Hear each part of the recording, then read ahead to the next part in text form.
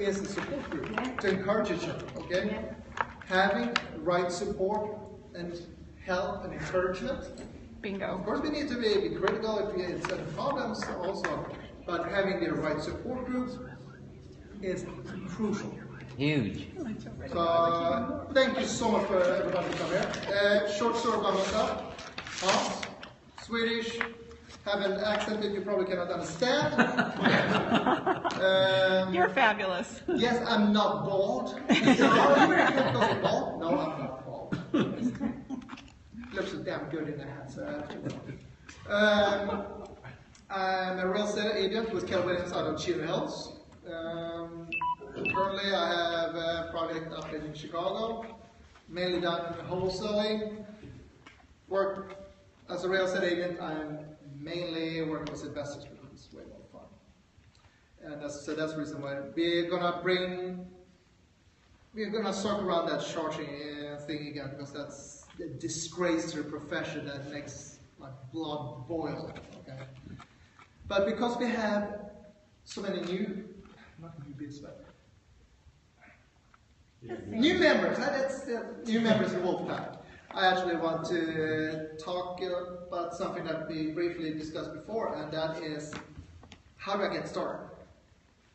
And for me, I think a good way to start is to, number one, get very, very familiar with one area first. So we talked about someone led in, was it Danny? Gardena, for example, Gardena.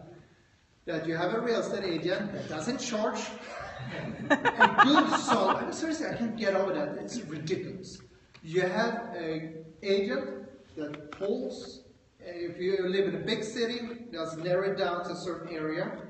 You have an agent pull the solds the last 90 days in that area.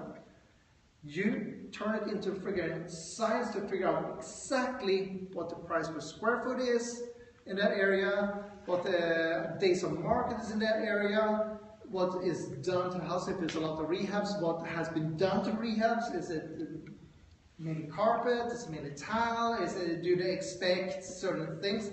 You know that little niche area like no friggin' tomorrow. You are, if someone wakes up in the middle of the night, you can tell exactly that how much a 1,200 square foot house is going to be resold for in that neighborhood. If you know one neighborhood that good, out in Hesperia, for example, you find a little area there, and you are mastering exactly. Then you can go to Downey, and you can apply the exact same thing there, because you know exactly in that neighborhood in Hesperia how much it is 3.2 or 2.1 or whatever it is that is mainly selling there. You can apply the exact same science to another city. But you have to start at one place. Don't scare yourself that, oh, I want to know Santa Ana, I want to know Compton, I want to know San Francisco. Narrow it down, don't be scattered. I'm not going to bring up names, Heidi. Where you are trying to be all over the place. That's good, but focus on one thing and be freaking outstanding there. And then you're going to be outstanding at everything else after that. But you have to start with one part.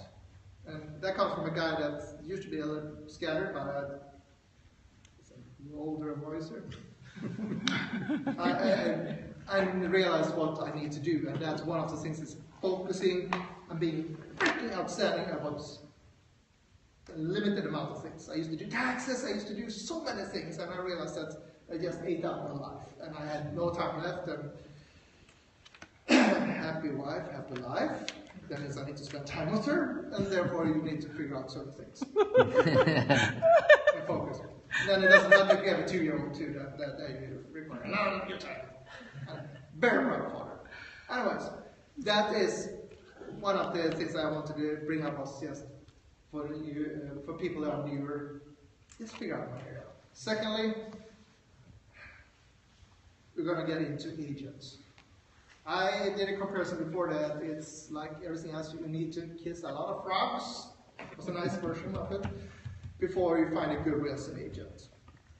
In Southern California, you have 5 real estate agents, or licensees as I call them, in every neighborhood. But you probably have a handful in each city that are actually producing and are actively working their profession and are good at it. So if someone says, I am a licensed agent, I'm like, good for you, that means you pass an exam. Good. Keep it up. Have you sold any houses? No? Okay, then you're a licensee. So you need to find someone that actually, if you can find someone that's an investor, who knows exactly what you're talking about, awesome. But most agents are afraid of investors. The number one, they think that investors are super rich and they can charge, was it 8%? Was it? To list a house, which is, anyways, I don't know.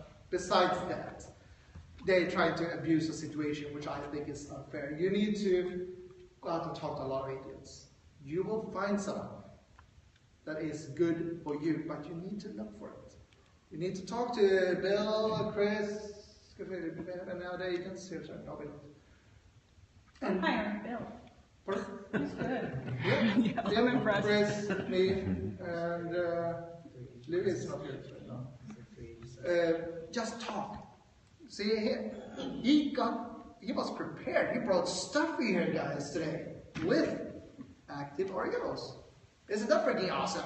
Yes. That's freaking awesome. This guy's stepping up. He's showing what a true real estate agent is. That's trying to help his clients.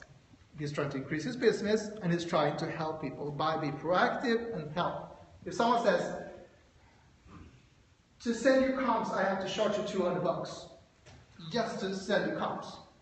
Yeah, there's an ugly frog that should be squashed. Not even Give me their phone number. I will call them. Yeah, excellent. How about BPOs? Pardon? How about BPOs? I've been asked to pay for those too. You can get them free. You can get them. So I'm a BPO agent. Yeah, any agent can do a BPO for you, Exactly. so it's not. Well, let me back up. It's valuation. Let me back up. You need to find out if the agent has ever done any business with an REO bank. That's the question you need to ask them, because banks, if you're going to be their partner, expect you to do BPOs in order to eventually get their listings. So if you've never had a relationship with a bank as a BPO agent, REO/BPO agent, they're not going to know what to do. There's a specific form that you have to use different than the form that we typically have when we do comps. So just ask that question. Say, have you worked with a bank as a BPO agent? And there's going to be a pause. And the pause will be is that agent doesn't know what to say.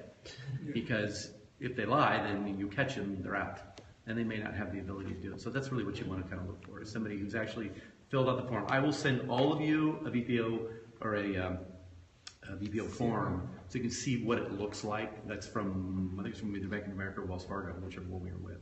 And it's different than anything else you're going to see. Yeah. It doesn't look like anything you've seen before. So, and if they don't have that, then next. And if you want to have extra fun, ask them what BPO stands for. Because probably a good 80% doesn't even know what it stands for. Yeah. And what does it stand for? I forgot. Broker price opinion. Thank you. What did you say? Broker price opinion. It's sad. As I said, for example, right now, I'm doing BPOs a couple of times per week. I had someone do a BPO on a property up in Chicago right now, and that lady doesn't know how to do BPOs. Yeah, no, that was not funny. She is a dumbass. She's licensed. She should never do a BPO the rest of her life. Because she pulled comps from May 2014. Wow. Yes, my 2-year-old can do a better BPO than she can. And as I said, I'm a real estate agent, and I bluntly say that a lot of people in our profession are Hi to our 3 viewers. Sweet. That's the reason, again, kiss a lot of frogs and you will find one good eventually. Yes, sir. You mentioned mastering your area. Let us know if you guys have any questions. And when if you think that Hans is cute, double tap. You know, 1 month the market will be up 7%, and next month will be down 3%. You know, real estate goes in waves. If you have that local market that's that volatile and changes 7% in 1 month, Well, just using then that you as an example. I mean, how do you keep track of the changes in the market? And, price per square foot, that can be cumbersome. Can hit up the agents. That's what the agents are for. Yeah, Dan. Hey Hans, can I get the last 90 days sold for single family residences in zip code 91709? And then 90 days later, you do the same thing. You master that area. So in 1 year, you know that. You know exactly how much it goes up and down. You just need to master one area for starters. If you cannot figure out one area, how are you going to be able to apply it when you go to Hesperia or Compton or whatever you go? If you cannot figure out one area. So that's the reason I'm starting out and just know exactly how to figure out price per square foot, what sells, what is needed to sell something in your own local market. Then you're going to be freaking awesome. Okay. And you don't need to do it, but it's friendly advice. On your website, and I did too. Plug in whatever address, and the company will come up. If you need something more, the first quick count, they work great. Sorry. Yeah, I'm sure you're saying, go, you drive through one neighborhood and it's very nice, and you cross the street and you're like, what the hell happened? Yeah. Yeah, that's what I'm. Yeah. Just don't use The Zillow. agent will lead over the property. Don't use Zillow. Thank Just you. don't use Zillow, please. And don't use what else? Well, The Zestimate. yeah, the Zestimate. The Zestimate has been, it's terrible because I just had a situation where I had a $900,000 property in Irvine next to some condos, because Irvine does have a lot of mixed use. So you've got condos, you've got single families, you've got zero lot line, and it was literally from here to that wall from other condos. It took a $900,000 property and gave it a Zestimate of $620,000. My client was livid. I called Zillow. Luckily, I'd gone to a meeting and I'd met one of their guys, because if I hadn't had his card, there is no one to talk to with Zillow. It doesn't work. I called him and I said, look, my client's a lawyer and he's really pissed off. So they raised it to 720. Ooh. It just, and people will say that to you. They'll come in and you're in the negotiation and say, well, Zillow said this. And you just need to be prepared to go, this person has no idea what they're doing. It's unfortunate, but it's true, because Zillow does a weird algorithm and their whole marketing thing is about the Zestimate. If they didn't have the Zestimate, there'd be no Zillow.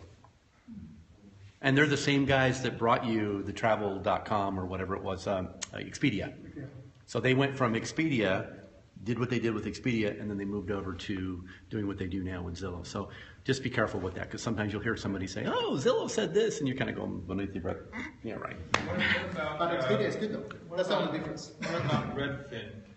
Redfin, in my opinion, I mean, we may have a different opinion. Redfin is a company that will call an agent like one of us and say, if you'll be one of our minions, we'll kind of pay you, but then we're going to have this thing where we're going to pay money back to the people who buy the property. The rebates. The rebates. And to me, what it does is it takes away from our value by saying we're not good enough to do our job based upon the merit of what we're supposed to do. We have to give people money to use us.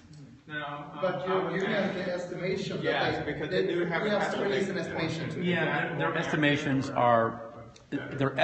are never going to be as good as a good old-fashioned CMA, which your agent should be able to get you in about 3 minutes. Okay.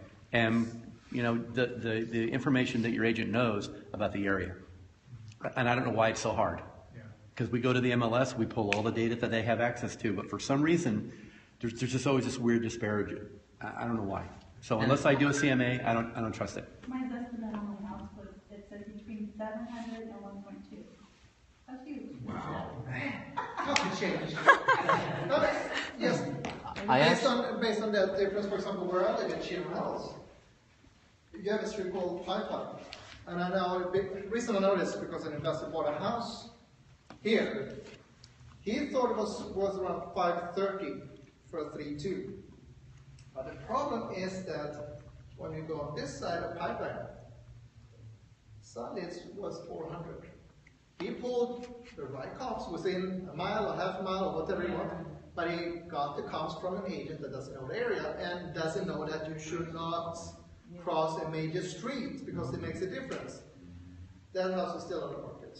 It was getting close to 3/4 of a year. So CMA. And I don't know why he doesn't just sell it and take the loss, because that's cheaper than Provide all the marketing costs. analysis. Yeah. But- Most agents will know what it is.